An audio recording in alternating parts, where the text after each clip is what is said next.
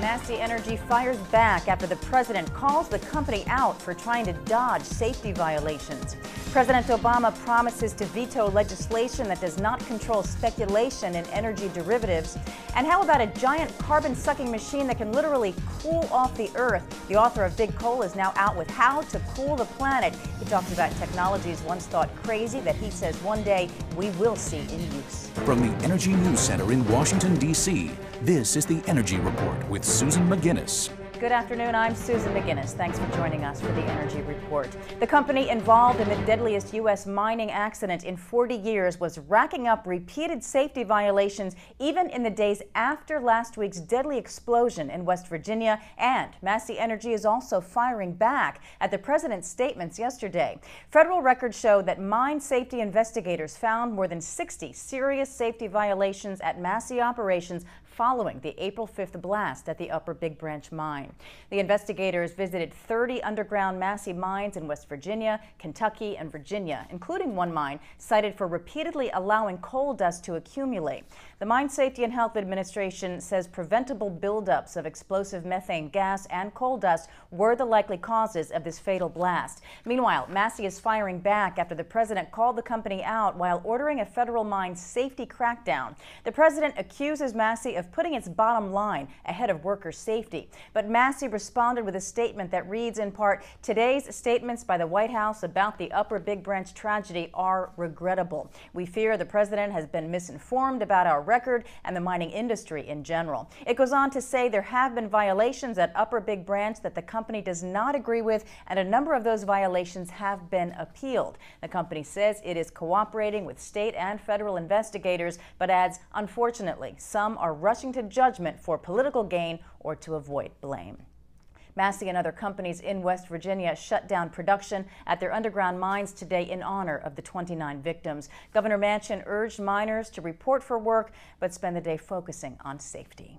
President Obama upped the ante on financial reform today, saying he will veto legislation that fails to bring the derivatives market under control. Derivatives are used as insurance by energy-intensive businesses, but big banks make billions in profits using them to bet on energy, currency, and agricultural prices. That speculation is what was blamed for roller coaster energy prices back in 2008. The derivatives markets, where a lot of the big risky financial bets by companies like AIG took place.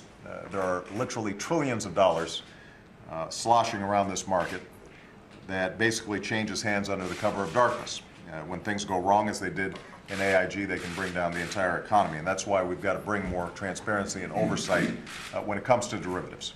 Well, the White House rolled out big guns this week to press for tough Senate action on financial reform, with the White House indicating a compromise bill passed by the House might be too tame. Senate leaders have been negotiating derivatives regulation for months, but this week Republican leader Mitch McConnell claimed the legislation pending would make the problem worse by institutionalizing bailouts. The president says that is not so, and today he said that if legislation is too weak when it reaches his desk, he will send it back.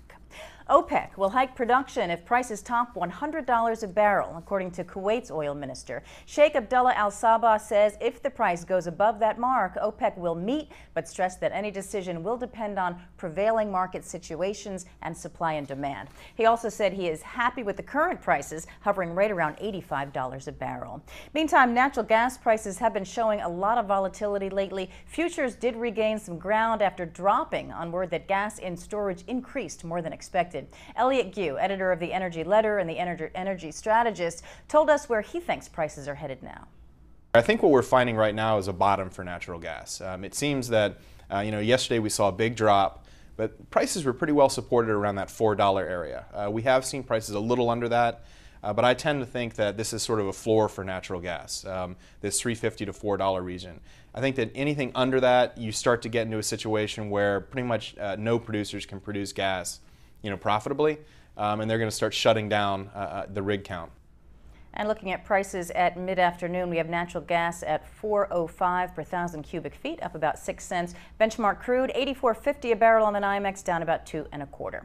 The House has passed a bill aimed at protecting U.S. coastal zones where fresh and salt water mix from one of the key effects of climate change. The Clean Estuaries Act includes an amendment that ensures the EPA's estuary program addressed potential effects of sea level change. Backers of the amendment say that changes in sea level could result in changes in water quality or habitat around estuaries. The overall bill reauthorizes the EPA program through 2016.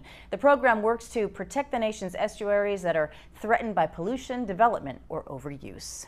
Secretary of State Hillary Clinton told ministers gathered in Washington for the Energy and Climate Partnership of the Americas that the U.S. wants to work with them to promote sustainable energy development throughout the hemisphere. The effort will include efficiency, wind and solar, and developing natural gas from shale. The United States will promote the use of shale gas. Now, I know that in some places is controversial, but natural gas is the cleanest fossil fuel available for power generation today. And a number of countries in the Americas may have shale gas resources. If developed, shale gas could make an important contribution to our region's energy supply, just as it does now for the United States. And the geologists at the U.S. Geological Survey are ready to work with partners to explore this potential. And we want to do it in a way that is as environmentally respectful as possible. So there are some best practices that we would be more than willing to share. And as countries develop the legislation or regulation necessary for this industry to make sure it gets off on the best foot. And Clinton also said key goals include rebuilding Haiti's devastated power system and helping oil-dependent Caribbean economies to lower imports. She said from now on, the Peace Corps will train all its Latin American volunteers in renewables and in energy efficiency technologies so they can help implement sustainable ways to improve living standards.